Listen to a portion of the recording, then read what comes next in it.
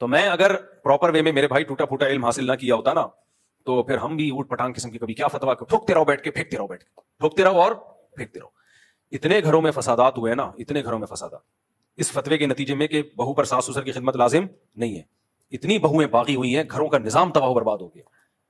یار کچھ تو سوچو بات کرنے سے پہلے. آپ کی ماں اگر آپ کی بیوی سے پانی مانگتی ہے اور آپ کی بیوی جواب میں یہ کہہ دے کہ میرے پر آپ کی خدمت لازم نہیں ہے, وہ ماں کی 2 ٹکے کی حیثیت رہے گی گھر کے اندر؟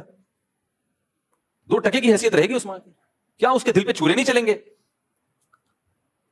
باپ کہہ رہا ہے اپنی بہو سے کہ بیٹا مجھے روٹی پکا دو, میں بھوک لگ رہی ہے, مجھے نہیں پکانا آتی, تم فارغ بیٹھی ہو پکا دو. وہ کہ میرے اوپر آپ کی خدمت لازم نہیں ہے, میں نہیں پکا رہی. پھینک دو, بس کچھ بھی پھینک دو. پتہ نہیں یہ لوگ اپنی بیویوں کو کیسے رکھتے ہیں اپنے گھروں میں اپنے ماں باپ کے ساتھ. جو اسکالر فتوا دینا کہ عورت پر ساس سسر کی خدمت لازم نہیں ہے, اس کو بولا کہ سب سے پہلے یہ فتوا اپنی بیوی کو سکھایا کرو کہ تم پر لازم نہیں ہے. میری ماں بولے نا چائے بناؤ, تم پر لازم نہیں ہے, اور میرا کلپ چلا دینا کہ آپ کا بیٹا کہہ رہا ہے کہ آپ کی خدمت مجھ پر لازم بولو نہیں. آج ایک صاحب آئے, ہاں ظلم بہرحال ظلم ہے, اس کے خلاف آواز اٹھانی چاہیے. بعض ساسوں نے بہوؤں کا نچوڑ دیا بالکل, نہ یہ دیکھ رہی ہوتی ہے اس کے سونے کا ٹائم کیا ہے, نہ یہ دیکھ رہی ہوتی ہے اس کی طبیعت کیا ہے. تو ماسی نہیں ہے وہ, بہرحال اس کو ایسا غلام بنا لینا کہ ماسی میں اور بہو میں فرق ختم ہو جائے, غلط ہے. لیکن جب بھی اجتماعی سطح پہ رہا جاتا ہے تو ایک دوسرے کی خدمت کی جاتی ہے, خیال کیا جاتا ہے. آج ایک صاحب نے بتایا کہ کیا حالات ہیں کہ بیگم صاحبہ نے کہیں بیان سن لیا کہ گھر سنبھالنا جو ہے, یعنی گھر میں انتظام گھر کا کرنا یہ ہم عورت کے ذمہ نہیں ہے. کھلا ہو رہا ہے, پلا ہو رہا ہے, وہ بیٹھی ہوئی ہے, کچھ بھی نہیں کر رہی سارا دن. میرے ذمہ نہیں ہے, آپ کے ذمہ ہے کہ آپ ماسی رکھیں, ٹھیک ہے نا.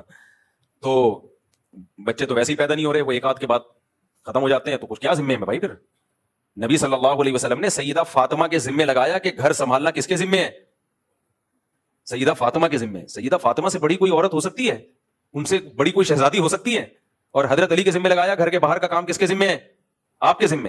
ہاں یہ بات الگ ہے, فقہا نے یہ مسئلہ بیان کیا ہے کہ اگر کوئی بہت مالدار گھرانے سے ہو, بہت بڑے گھرانے کی لڑکی ہے جن کے گھروں میں کام کاج کا رواج ہی نہیں ہے, اب آپ رائل فیملی کی کسی شہزادی سے شادی کر کے گھر لے آئیں, پھر تھوڑی وہ کھانا پکائے گی, کیونکہ قرآن نے کہا عاشروہن بالمعروف, معروف طریقے سے ان کے ساتھ چلو. تو معروف طریقہ ہر قوم کا, ہر کلچر کا الگ ہوتا ہے.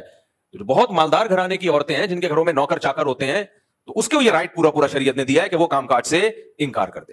لیکن نارمل جو لوگ, زیادہ تر لوگ متوسط گھرانوں کے ہوتے ہیں, درمیانے گھرانوں کے ہوتے ہیں, وہاں کے لیے یہی حکم ہے بھائی, جیسے اپنے ماں باپ کے گھر میں آپ تھی تو اب یہاں گھر سنبھالنا کس کی ذمہ داری ہے؟ آپ کی ذمہ داری ہے. ٹھیک ہے, شوہر کو اللہ نے مال دیا تو ماسی وغیرہ کا بھی انتظام کرے, نہیں دیا تو تمہارے ذمہ ہے بھائی, تم نے سنبھالنا ہے گھر. تو بہت ایکسٹرا آرڈینری کوئی مالدار ہیں جن کے گھروں میں رواج ہی نہیں تھا, نوکر چاکر میں ایسے مالدار بھی ہوتے ہیں کہ گھر میں عورتیں ایک سارا زندگی ایک کپڑے بھی کبھی استری نہیں کیے ہوتے انہوں نے, بہت رائل فیملی سے ہے وہ, بہت کسی وزیر